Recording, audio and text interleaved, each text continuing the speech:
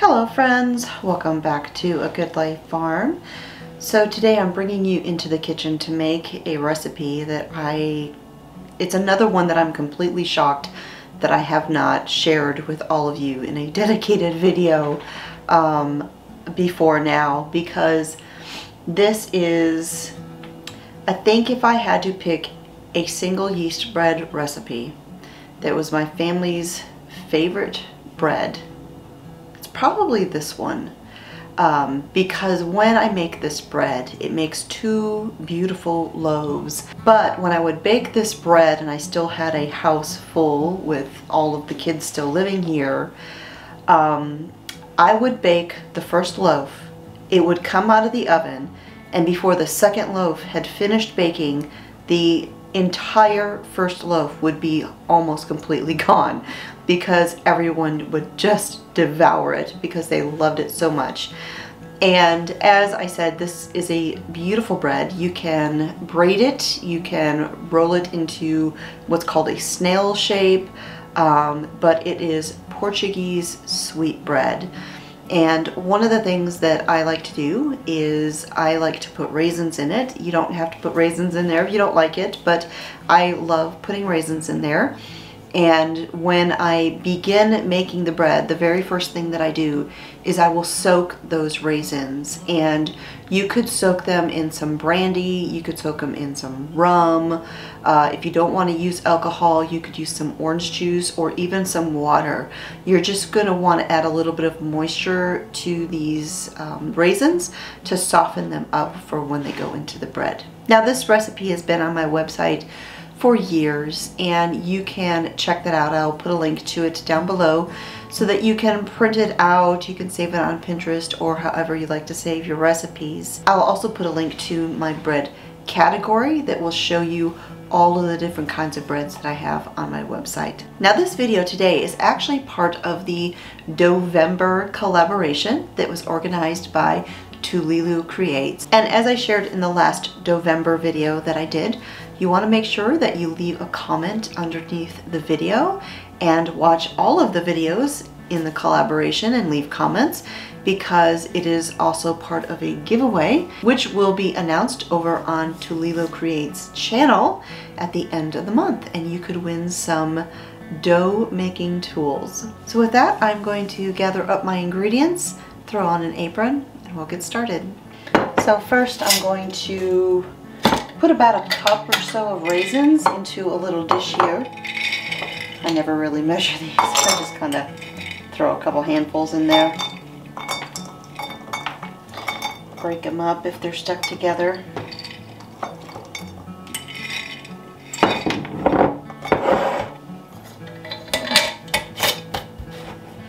Alright, and then I'm just going to take a little bit of rum and I'm just going to pour it over the top.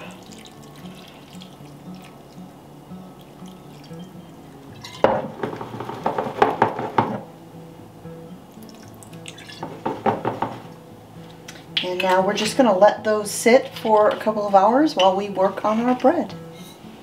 Alright, now today I am using instant yeast. Now on my printable version of the recipe, I have the instructions for proofing your yeast, or getting your yeast to bloom if it's not instant. But since I am using instant, I'm going to skip those steps today, and I'm just going to go ahead and start mixing up my initial ingredients. The full instructions, of course, on my website has how to go through the steps of proofing, and so if you are making this recipe with regular yeast, you'll want to check those out on my website. Now for this recipe, I'm going to be using store-bought organic bread flour, unbleached bread flour. Now you could make this bread with your freshly milled wheat, but it's not going to be the same bread. It's not going to have the same pillowy texture. So anytime I make this bread, I'm going with the classic bread flour. So I'm going to start off by putting 3 cups of flour into my mixer's bowl here.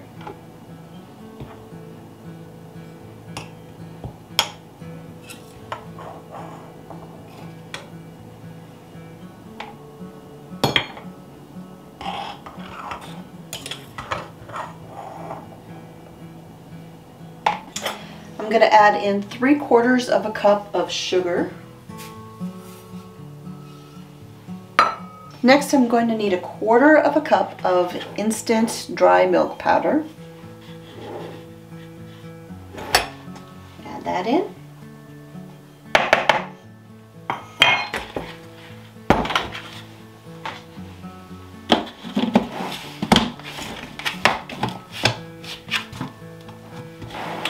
Now we're going to add our 5 teaspoons of instant yeast.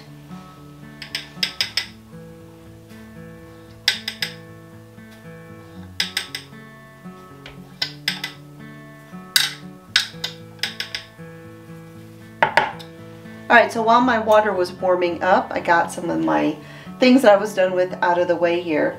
So now I'm going to add in 1.25 cups of warm water. And I'm going to turn on my mixer, and I'm going to let this run for a minute or two with the bread hook until just a nice batter is formed in the bowl here.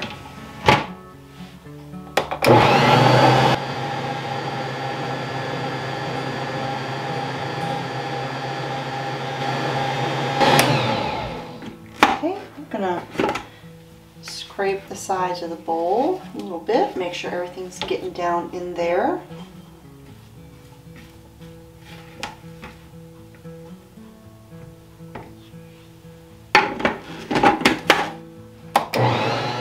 Alright, so now that's been running for a little bit, and now with my mixer going, I'm going to slowly add in 3 eggs along with a stick of room temperature unsalted butter and a teaspoon of salt.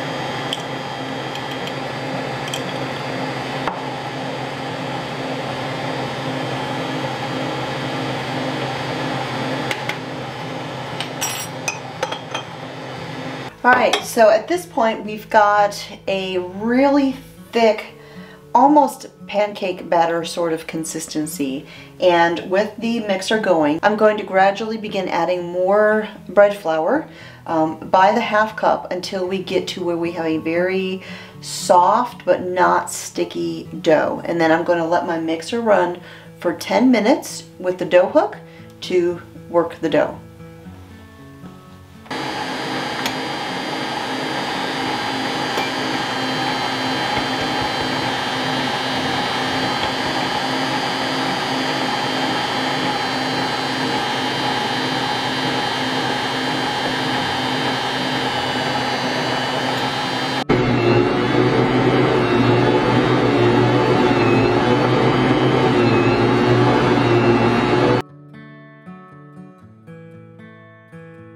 Alright friends, so my bread dough is done doing its time in the mixer.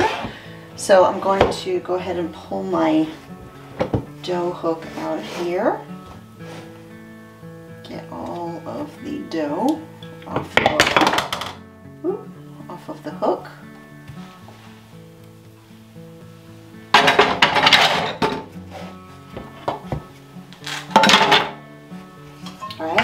So now I've got a clean bowl here, and I'm going to drizzle just a little bit of oil in there.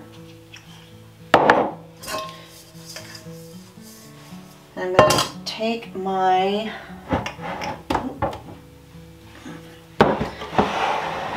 sprinkle a little bit of flour on my surface here. Just a little bit. I'm going to pull out my dough, and I'm just going to quickly give it a couple little kneads and then shape it into a ball. And as you can see, this dough is a very soft dough. Very silky to work with.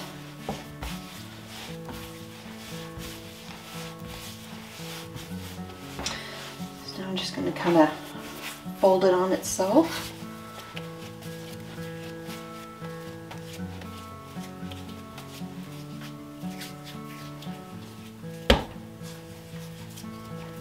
Like that.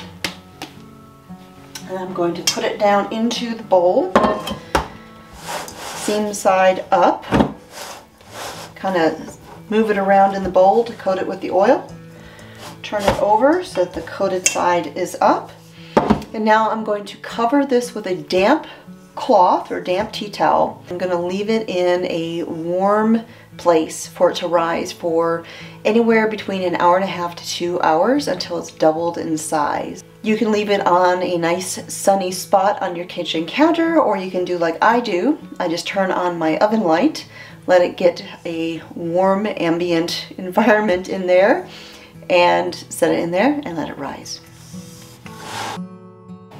Alright friends, so it is time for the next part of the bread. As you can see, it has risen quite a bit. It's doubled in size.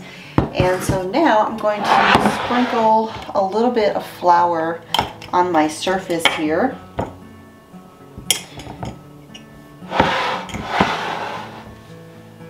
Just like that. And my raisins, I actually poured them into a little colander, and I've got those over there draining in the sink. And so I will be getting those here in just a minute to use, but I'm going to go ahead and I'm going to turn my dough out onto my counter here. And I'm just going to go ahead and kind of spread it out just a little bit like that.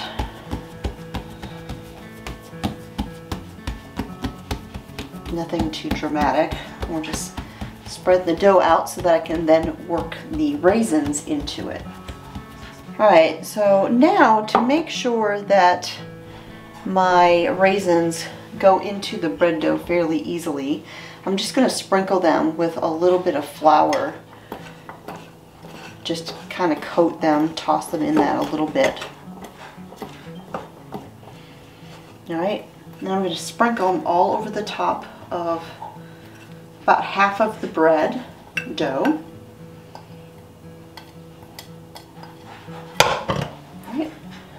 I'm going to spread them out, and then I'm just going to take the dough, I'm going to fold it over, kind of push it down with my fingers again, fold it over, do the same. I'm just going to do that a couple of times just to kind of get the raisins all into the dough.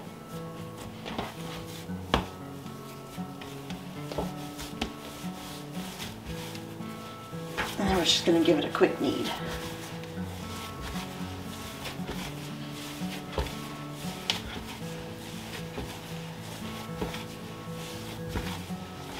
And like I said earlier, if you don't like raisins, you can omit them. You do not have to put them in. But I really love the flavor of the raisins in this bread. Alright, so now I've got my little dough blade here, and I'm just going to cut my dough here in half because I'm going to make 2 loaves.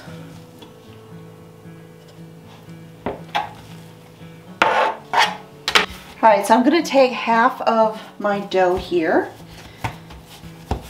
and I'm going to form this into a loaf, and I'm going to do the same with the other half.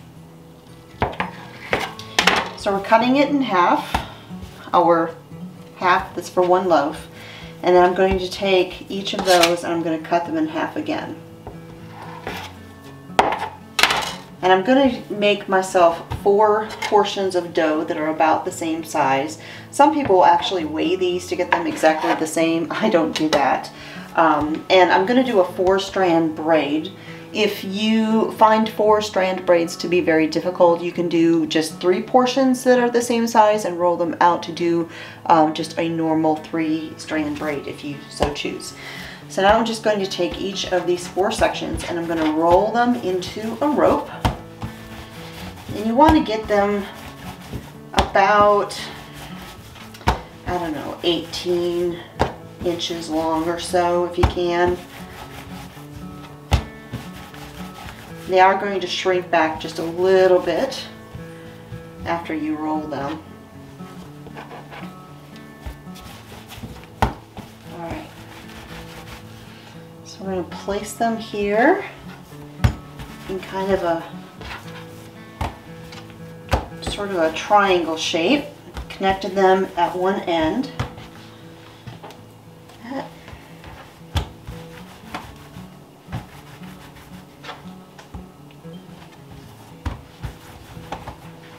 I'm just going to show you how I do a 4-strand braid real quick.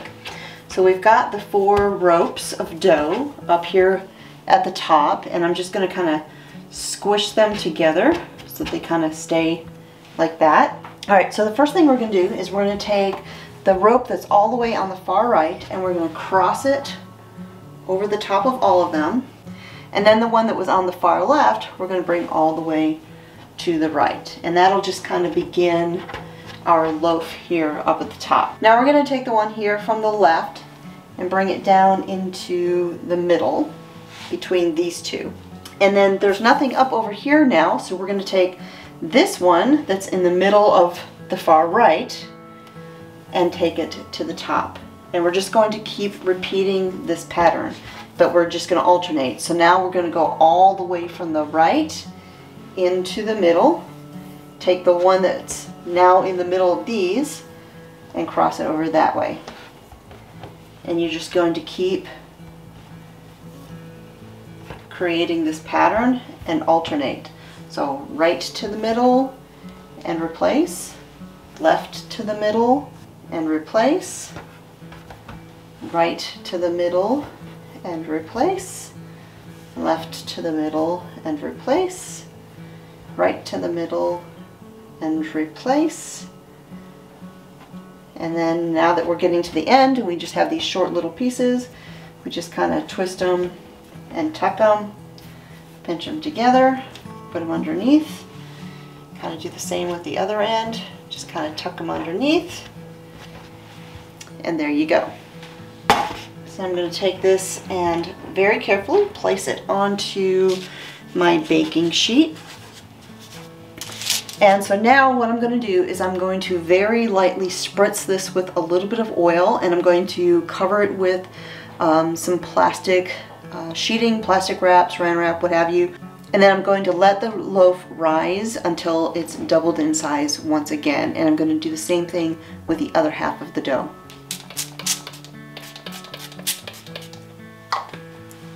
Alright, so my little spritzer didn't spritz too good. So I'm just going to take my brush and just kind of spread the oil over the top of the loaf. And really the whole reason for doing this is just so that your plastic wrap doesn't stick to your dough. You could also spray the plastic wrap and then put the plastic wrap over the top too, instead of doing it to the loaf.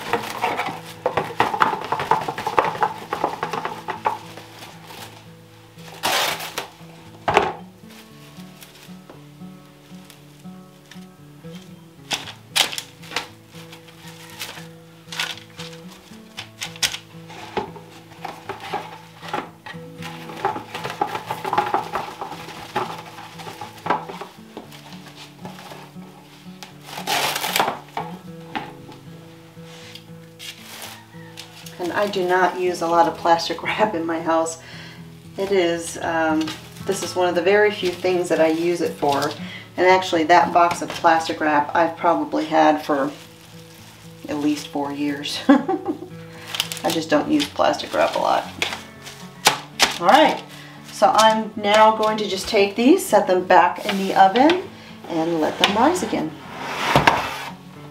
All right, guys, so my bread has risen. My oven has heated up to 350 degrees.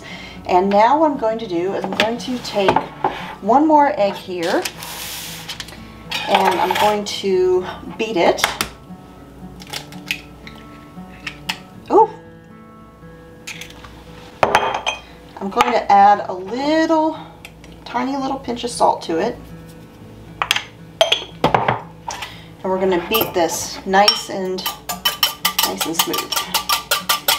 Break that up real good. So now I'm going to take my pastry brush here, and I'm just going to brush the tops of the bread. We're just going to carefully take the plastic wrap off. We are done with that.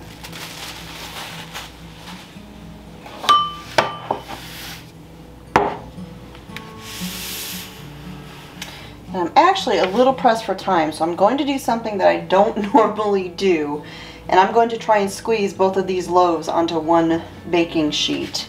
I don't know if it's going to work because I know that these will rise a little bit while they're baking, so we're just going to hope this turns out properly. We'll just have to see. I'm going to just carefully move this over. I think we should be good. I'm going to grab some scissors and trim that real quick. Normally what I would do is I would bake one and then take it out and bake the other one. But like I said, I'm a little pressed for time today, so we're going to do a little bit of a shortcut.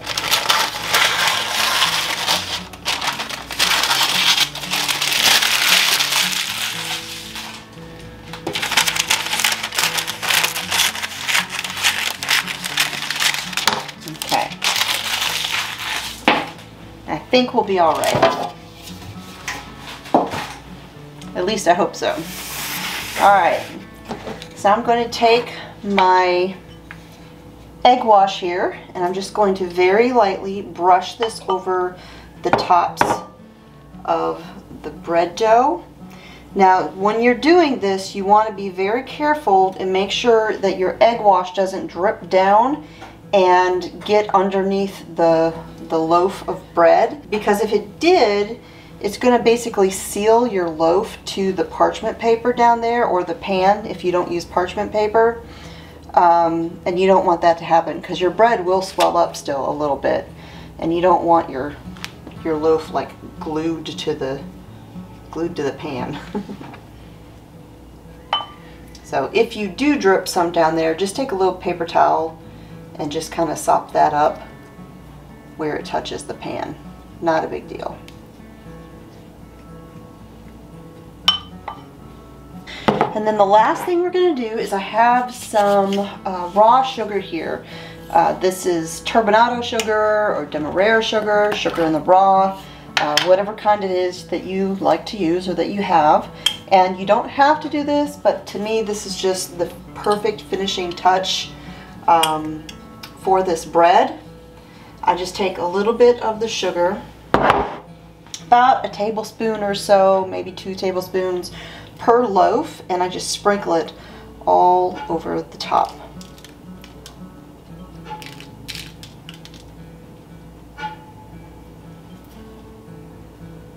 And just a note, when you're making this bread, or when you're shaping it, I should say, if you don't want to braid it, you can take the dough for your loaf and roll it out into a big long log or rope and form it into a round shape like a snail, and bake it that way. That's another option as well. I've done that in the past. As a matter of fact, the picture of this bread that I have on my blog, I have one loaf braided and one loaf in the snail shape. So you can see I'll sometimes do both. I just like doing the braid version because, number one, I think it's a little bit prettier, but also I think it's easier to cut the slices when it's a longer loaf than it is a big round one.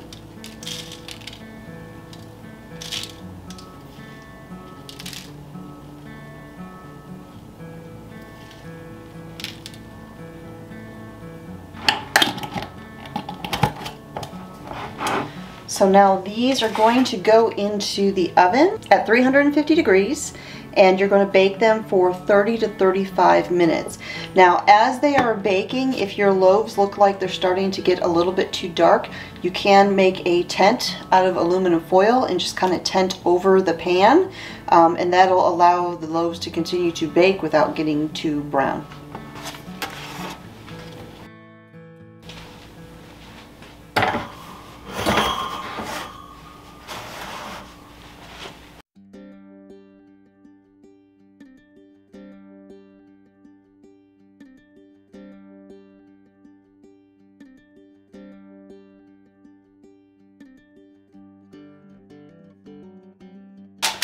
Alright friends, so I just slid these hot loaves of Portuguese sweet bread onto some cooling racks, and I'm going to let it cool before I cut into it, because anytime you have really hot bread that has just come out of the oven, you don't ever want to cut into it when it's super hot like that, because you have all of that steam that is trapped inside of the loaves.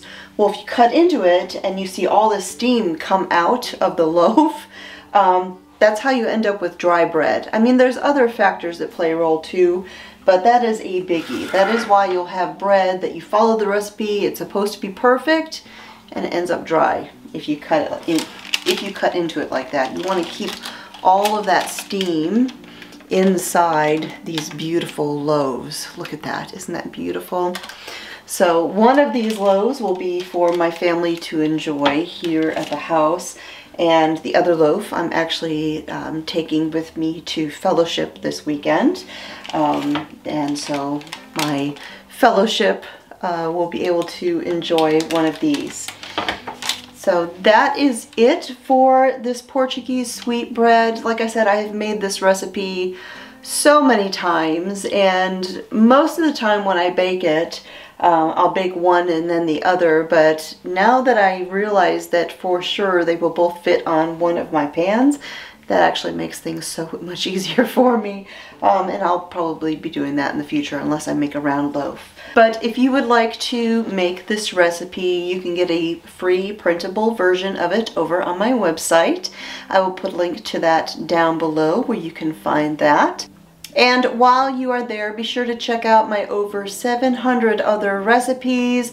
There's recipes for just about everything you can think of over there on my website, agoodlifefarm.com. If you are brand new here to the channel, I do 3 new videos every week on homesteading, home cooking, and back to basics, and occasional devotionals. And be sure to check out all of the other channels that are participating in this collaboration.